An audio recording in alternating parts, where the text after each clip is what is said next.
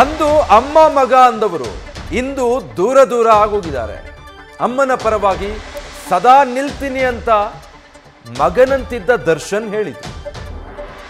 ಬದುಕಿರೋವರೆಗೆ ನನ್ನ ಹಿರಿಯ ಮಗ ದರ್ಶನ್ ಅಂತ ಸುಮಲತಾ ಅವರು ಹೇಳಿದ್ರು. ಆದರೆ ಈಗ ಸುಮಲತಾರನ್ನೇ ದೊಡ್ಡ ಮಗ ಆಗಿದ್ದಂತಹ ದರ್ಶನ್ ಅನ್ಫಾಲೋ ಮಾಡಿದ್ದಾರೆ. ದರ್ಶನ್ಗೆ ಮತ್ತೊಂದು ಕಡೆ ಪರೋಕ್ಷವಾಗಿ ಸುಮಲತಾ ಅವರು ಟಾಂಗ್ ಕೊಟ್ಟಿದ್ದಾರೆ ಅಂತ ಭಾವಿಸಲಾಗ್ತಾ ಇದೆ. ಅಮ್ಮ ಏನೇ ನಿರ್ಧಾರ ತಗೊಂಡ್ರು ಕೂಡ ನಾವು ಹಿಂದ್ಗಡೆ ನಿಂತೇ ಇರ್ತೀವಿ. ಅದು ಯಾವುದೇ ತರದ ನಿರ್ಧಾರ ಆಗ್ಬೋದು, ಏನೇ ಆಗ್ಬೋದು, ಎಂಥದ್ದೇ ಆಗ್ಬೋದು. ಯಾಕೆಂದ್ರೆ ಮನೆ ಮಕ್ಕಳು ಅಂದಾಗ ಮನೆ ಮಕ್ಕಳ ತರಾನೇ ಇರಬೇಕು. ಇವತ್ತು ತಾಯಿ ಅಂತ ನಾಳೆ ಇಲ್ಲಪ್ಪ ನಮ್ಗವ್ರಿಗೂ ಏನು ಸಂಬಂಧ ಇಲ್ಲ ಅಂತ ಹೇಳೋದಲ್ಲ. ಸಾಯೋವರೆಗೂ ತಾಯಿನೇ.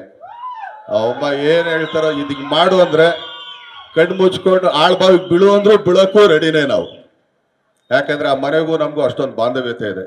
ಸೊ ಆದ್ರಿಂದ ಇವತ್ತು ಅಮ್ಮ ಏನೇ ನಿರ್ಧಾರ ತಗೊಂಡ್ರು ಅದಕ್ಕೆ ನಾನಾಗ್ಲಿ ನನ್ನ ತಮ್ಮ ಆಗ್ಲಿ ಬದ್ಧವಾಗಿರ್ತೀವಿ.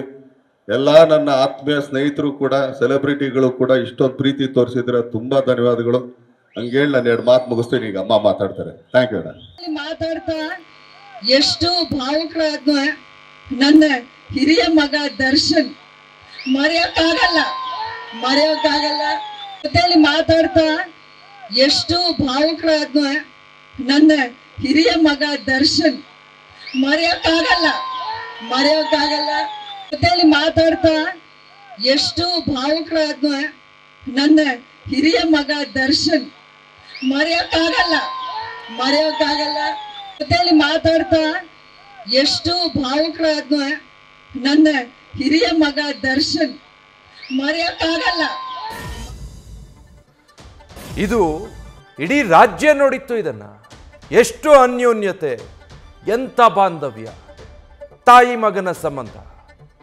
ನನ್ನ ಸ್ವಂತ ತಾಯಿ ಅಂತ ದರ್ಶನ್ ಮಾತಾಡ್ತಾರೆ, ಮತ್ತೊಂದು ಕಡೆ ನನ್ನ ಹಿರಿಯ ಮಗ ಅಂತ ಹೇಳಿ ಸುಮಲತಾ ಅವರು ಮಾತಾಡ್ತಾರೆ. ಅಷ್ಟರ ಮಟ್ಟಿಗೆ ಆ ಇಬ್ಬರ ನಡುವೆ ಪ್ರೀತಿ, ಬಾಂಧವ್ಯ, ವಿಶ್ವಾಸ ಇತ್ತು, ಅನ್ಯೋನ್ಯತೆ ಇತ್ತು. ಆದರೆ ಈಗ ಅದು ಯಾವ ಹಂತಕ್ಕೆ ಬಂದು ತಲುಪಿದೆ? ದರ್ಶನ್ ಸುಮಲತಾರನ್ನ ಅನ್ಫಾಲೋ ಮಾಡೋ ಹಂತಕ್ಕೆ, ಸುಮಲತಾ ಅವರು ಸ್ಟೋರೀಸ್ ಅಪ್ಡೇಟ್ ಮಾಡೋದರ ಮೂಲಕ ಪರೋಕ್ಷವಾಗಿ ದರ್ಶನ್ರಿಗೆ ಟಾಂಗ್ ಕೊಡೋ ಹಂತಕ್ಕೆ. ಹಾಗಿದ್ರೆ ಅಲ್ಲಿಂದ ಇಲ್ಲಿವರೆಗೆ ಇದು ಬೆಳೆದು ಬಂದಿದ್ದು ಹೇಗೆ ಅಂತ ನೋಡಿದ್ರೆ ಅದಕ್ಕೆ ಕಾರಣ ಏನು ಅಂದರೆ, ಇದೇ ರೇಣುಕಾಸ್ವಾಮಿ ಮರ್ಡರ್ ಕೇಸ್ನಲ್ಲಿ ನಟ ದರ್ಶನ್ ಜೈಲು ಪಾಲಾಗಿ ಸಂಕಷ್ಟದ ದಿನಗಳನ್ನು ಎದುರಿಸುವಾಗ ಸುಮಲತಾ ಅವರು ಅವರ ಬೆಂಬಲಕ್ಕೆ ನಿಲ್ಲಿಲ್ಲ.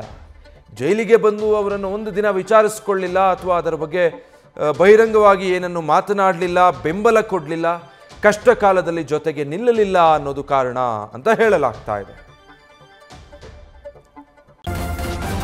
ನ್ಯೂಸ್ ಫಸ್ಟ್ ನಿರ್ಭೀತಿಯಿಂದ ನಿಮ್ಮ ಪರವಾಗಿ.